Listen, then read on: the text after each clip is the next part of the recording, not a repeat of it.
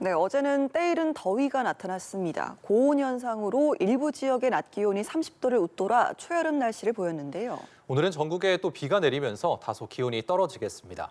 4월 기온이 이렇게 급변하는 원인이 무엇인지 맹소영 기상 칼럼니스트와 자세히 알아보겠습니다. 어서 오십시오. 네, 안녕하세요. 네, 지난주 이맘때를 돌이켜보면요. 굉장히 추워서 패딩을 입고 출근했던 기억이 있는데 어제 낮에는 민소매나 반팔 차림도 굉장히 좀 쉽게 볼 수가 있었거든요. 이렇게 며칠 사이에 날씨가 급변하는 원인을 먼저 짚어주실까요?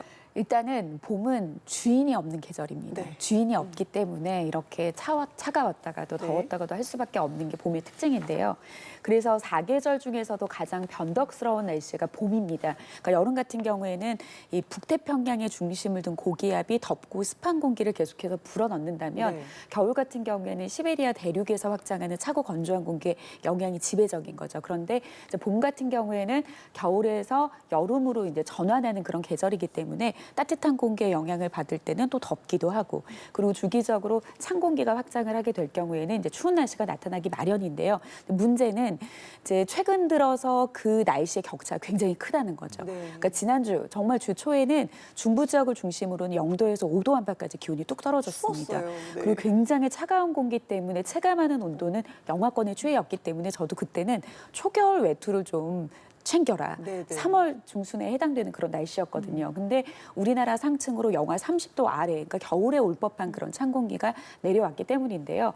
또 어제 같은 경우에는 이제 중부뿐만이 아니라 남부 지역을 중심으로 30도로 웃돌았습니다. 남쪽에서 강한 이제 따뜻한 공기가 올라오면서 굉장히 극과 극인 날씨가 좀 이번 주 들어서 며칠 사이에 좀 돌변하는 그런 날씨가 나타났습니다. 예, 말씀해주신 것처럼 이제 남부지방을 중심으로는 한낮 기온 30도까지 올라갔다고 하셨는데 대구는 아직 이제 봄인데도 벌써부터 이제 데프리카 이런 이야기가 나오고 있다고요?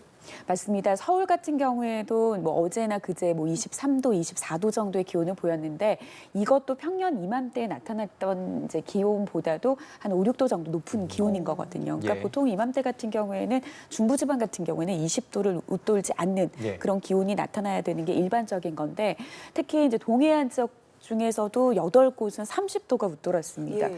좀 더 자세히 살펴보면은 강원도 삼척 같은 경우는 30.9도, 울진은 30.7도, 그리고 그 밖에 이제 구미 같이 경북 내륙 지역도 30.6도까지 올랐는데, 이렇게 30도를 넘지는 않더라도 제주도라든지 북강릉 지역 같은 경우에는 4월 중순 관측 이래 가장 높은 기온을 기록할 정도로 굉장히 이례적으로 거의 6월 초순에 해당되는 네. 그런 날씨가 좀 나타났습니다. 그러니까 앞서 말씀드린 대로 주 초반에는 3월 중순 날씨였다가 한 4나흘 만에 6월 초순의 날씨가 갔다니까 그 며칠 사이에 굉장히 날씨의 격차가 굉장히 컸는데요.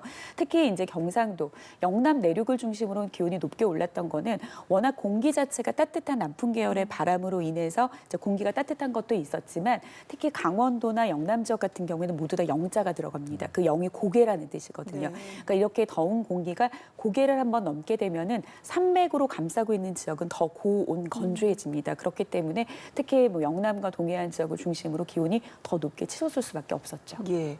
오늘도 한낮 최고 기온이 27도까지 오른 지역도 있다고 하는데 이게 지금 평년에 비하면 온도가 몇 도 정도 높은 걸까요? 보통 이제 기상청에서는 한 2도에서 6도 정도 오늘 좀 더 높다라고 했는데, 오늘 아침 기온만을 좀 살펴보니까 평년 이맘때보다 한 10도 가까이도 높은 기온을 네. 보인 지역들이 좀 있더라고요. 근데 물론 이렇게 밤 동안에 구름이 잔뜩 끼게 되다 보면은 밤에 반대로 대기 중으로 열기가 나가야 되는데 이 구름이 이불 역할을 해주기 때문에 좀 비 오는 날씨에 아침 날씨는 상대적으로 아침 기온이 떨어지지는 않습니다. 근데 오늘 낮 같은 경우에도 전국적으로 이제 비 소식이 있기 때문에 일사를 차단시킨다. 그러니까 햇빛을 차단시키기 때문에 낮 기온이 오르는 게 좀 주춤하기는 하거든요. 근데 오늘 중부지방 같은 경우에는 아침에 안개가 자욱끼어서 안개에서 내리는 그런 이제 보통 는비, 안개비라고 해서 이슬비처럼 내리는 형태로 인해서 비가 내리긴 했지만 아직까지는 남부지방 같은 경우에는 맑은 날씨가 이어지고 있습니다. 아무래도 해가 가장 높게 뜨는 그 낮 이후에 비 소식이 좀 전해질 것으로 보이기 때문에 오늘 이제 중부지방을 제외한 남부지방은 25도 안팎까지 기온이 여전히 오르겠고요. 비구름이 점차 오후에 남쪽으로 좀 향하면서 그러면서 이제 기온이 좀 떨어지는 그런 효과가 나타날 것으로 보입니다. 예. 그렇다면 이제 주말 내내 조금씩 봄비 소식이 들어있다는 말씀이신데 그렇다면 비가 언제까지 계속 좀 이어질까요? 이번에 비 소식은 그 지속 시간이 또 길지도 않습니다. 네. 그러니까 다만 어느 시간대에 강한 비가 집중이 되는지를 좀 잘 살피셔야 될 것 같은데요. 좀 늦은 오후부터 저녁 사이가 될 것으로 예상이 됩니다. 그래서 오늘 물론 이제 흐린 날씨가 좀 이어지고 있는 중부지방 같은 경우에는 지금 4월 맞이해서 세 번째로 맞는 주말이거든요. 네. 그런데 공교롭게도 계속 주말마다 비 예보가 있습니다. 그렇네요. 그래서 아마 주말에 좀 봄을 맞아서 야외 행사들도 많을 텐데 이 비 걱정 좀 많이 하실 텐데 그래도 비의 양 자체가 많지는 않습니다. 그러니까 총량을 따졌을 때는 특히 이제 경기 북부와 동부 지역은 5에서 한 40mm 정도면은 봄비치고 하루 만에 내리는 양치고는 적지는 않거든요. 네. 그밖에 뭐 충청이라든지 강원도 지역 같은 경우에도 20에서 30mm 최고로 비가 내리는 지역도 있기는 한데 주로 비가 강하게 내리는 이제 시점은 오후부터 접어들기 때문에 그래도 한 정오를 전후하는 그런 상황에서는 약하게 비가 내리더라도 좀 지장은 크게 받지는 않을 것으로 보이는데요. 문제는 이제 강한 찬 공기와 남쪽의 따뜻한 공기가 충돌하게 되면은 천둥 번개를 동반하고 그렇죠. 이제 돌풍의 그런 강풍이 불 가능성이 굉장히 높은데 그 시기는 늦은 오후부터 저녁 사이가 될 것으로 보이고요. 이때 좀 강한 비가 집중되는 그런 지역들 같은 경우에서는 많은 양이 이제 피해 입지 않도록 좀 대비를 좀 하셔야 될 것 같습니다. 그렇네요. 말씀하신 것처럼 뭐 주말 4월 주말은 계속 비와 함께 이어지고 있고요. 지난 주말부터 세 번째 전국적인 비 소식입니다. 올해 유난히 봄비 소식이 좀 잦은 것 같기도 하네요. 근데 사실 이렇게 봄비가 잦다라고 하는 것은 대기가 원활하게 움직이고 있다는 겁니다. 그러니까 네. 어떻게 보면은 어제처럼 고온 현상이 나타났는데 대기가 정체되어 있으면은 그런 30도 안팎의 공기들이 계속 쌓이면서 그렇죠. 봄하고 네. 어울리지 않은 더운 날씨가 좀 나타나는 거거든요. 그런데 앞서 말씀드린 것처럼 주인이 없는 계절이기 때문에 고기압이 지나갔다가 저기압이 또 오고 그럼 저기압에서 흐리고 비가 내렸다가 다시 고기압이 찾아오면서 날씨의 변동도 크고 비가 내렸다가 맑았다가를 반복하는데 이건 굉장히 지극히 정상적인 날씨입니다. 그래서 이번에 비는 이제 늦은 지역 같은 경우에는 경북 동해안 지역은 내일 이제 오전까지 비가 내리고 거의 오늘 중으로 대부분 비는 좀 그칠 것으로 예상이 됩니다. 특히 중부는 오늘 중으로 남부는 이제 내일 새벽 이어져봤자 새벽까지 이어질 것으로 보이기 때문에 내일 일요일 하루 동안 야외 활동하시는 데에는 비로 인한 불편함은 크게 없을 것으로 보이는데요. 다만 추가적인 비 예보는 다음 주 화요일 돌아오는 화요일에 또다시 있습니다. 네. 그때도 비슷하게 전국적으로 좀 비 예보가 있을 것으로 보이고요. 구체적인 양은 뭐 이르면 내일 오후라든지 이제 월요일 날 아침쯤에 그때 구체적인 이제 양이 이제 예상이 되니까요. 그 예보를 좀 참고하시면 좋을 것 같습니다. 네. 날씨가 사실 계속 변덕을 부리니까 봄이 없이 바로 여름이 오는 거 아니냐 이런 우려도 좀 있는 것 같습니다.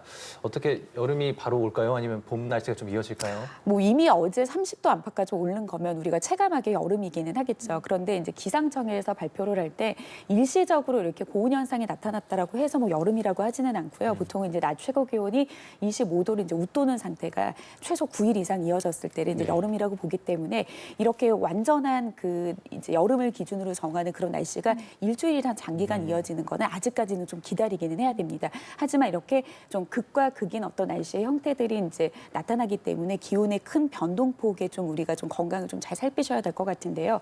기상청에서 과거에 발표했던 장기 기상 전망, 그러니까 향후 4월과 5월과 6월 달에 이제 날씨 동향을 좀 살펴보면 전반적인 경향성으로 봤을 때 평균 기온이 이맘때 나타나야 되는 봄 날씨보다 높거나 비슷할 확률을 80%나 봤습니다. 그러니까 네. 상대적으로 봄이 예년 봄보다는 기온이 낮겠습니다라고 하는 20%의 확률보다는 현저하게 좀 높은 확률이거든요. 그래서 전반적인 틀 안에서는 좀 봄이 따뜻한 봄을 맞이할 가능성이 높기는 하지만 좀 더 자세하게 이렇게 일별로 들여다봤을 때는 그 안에는 또 차가운 공기가 또 밀려왔을 때는 좀 이맘때보다 춥기도 하고 그리고 이제 이맘때보다 따뜻한 공기가 밀려왔을 때는 덥기도 하는 그런 기온 변화의 격차가 큰 날씨가 특히 이제 4월 같은 경우에는 여전히 불안정한 날씨이기 때문에 계속해서 이어진다라는 점을 참고하셔야 될 것 같습니다. 네, 이렇게 좀 변덕스러운 주인이 없는 계절이라고 표현을 하셨는데 봄이 앞으로도 한 달 넘게 남았잖아요. 앞으로의 봄 날씨도 지금과 비슷하게 좀 이어갈 것이다 이렇게 전망을 하시나요?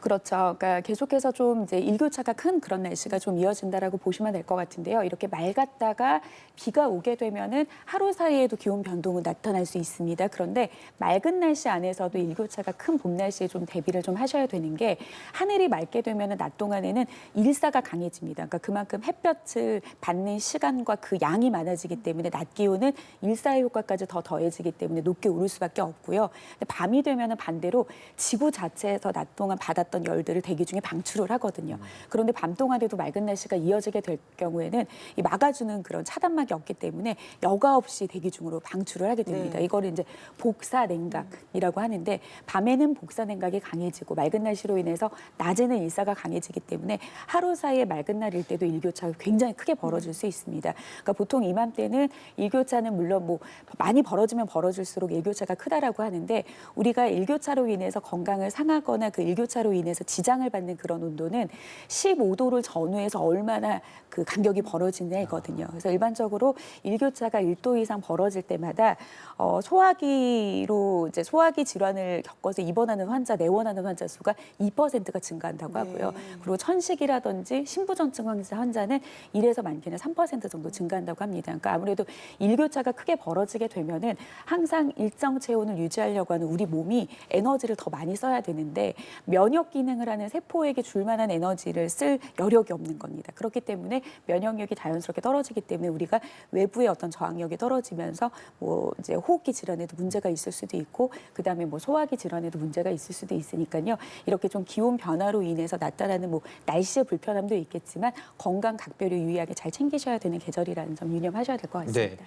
그렇다면 이제 시청자분들을 위해서 건강 관리에 어떤 점 좀 유의해야 되는지 마지막으로 짚어주시고 마무리하겠습니다. 일단은 기온 변화가 가장 크면 옷차림이 사실 좀 제일 중요하긴 하겠죠. 뭐 그 전에 잘 먹고 잘 자고 잘 쉬는 것도 굉장히 좋고 규칙적인 생활 습관, 정해진 시간에 자고 정해진 시간에 일어나는 이런 것들을 봄철에는 특별히 너무나도 상식적이면서 가장 건강을 지키는 쉬운 방법이기도 한데 봄철에는 좀 이런 것들 잘 지켜주시는 게 좋겠고요. 그리고 기온 변화가 굉장히 크기 때문에 패딩이나 두꺼운 겉옷 한 벌에 얇은 반소매 옷차림이 있는 것보다는 좀 얇은 옷을 여러 벌 껴 입어서 날씨가 더우면 한 겹 한 겹 벗으면서 체온 조절을 하고 날씨가 추워지면 또 한 겹 한 겹 입으면서 체온 조절을 하는 방법이 가장 좋다라는 점도 꼭 기억하시기 바랍니다. 알겠습니다. 지금까지 봄 날씨에 대해서 맹소영 기상 칼럼니스트와 이야기 나눠봤습니다. 오늘 말씀 고맙습니다. 고맙습니다.